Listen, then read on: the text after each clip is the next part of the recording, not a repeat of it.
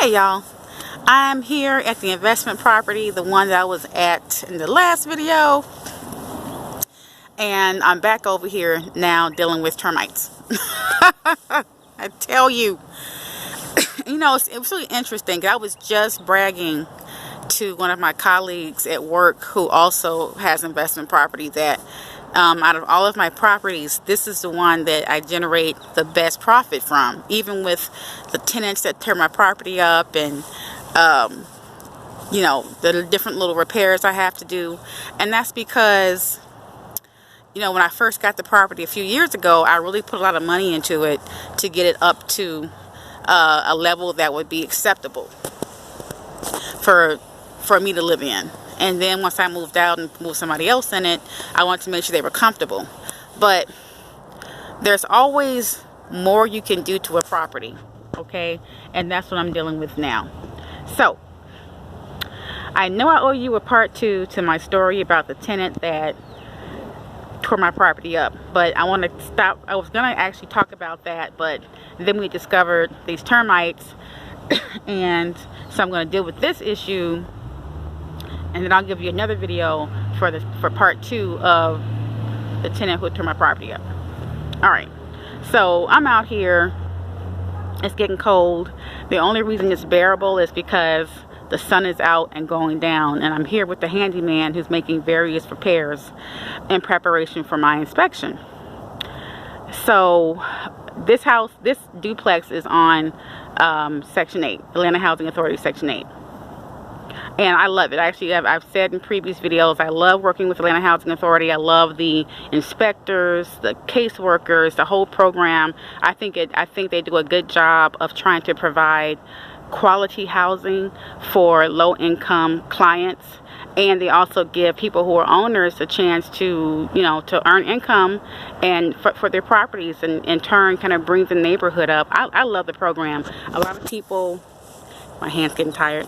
A lot of people get upset, and a lot of people, have this disdain for it, but I don't. I think it's a great program. So I stand by that. I wish I had more properties to put on it, but I'm at capacity right now.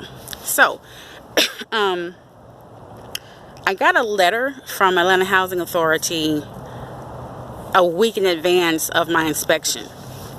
And which was kind of strange. I thought I would have 30 days. I knew the inspection was coming sometime around this time, but they used to give you I thought 30 days notice. This time I only got literally 7 days.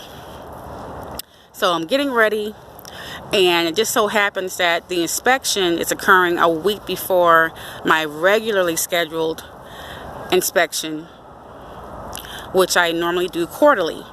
All right, so this is the month for my quarterly inspection on this property.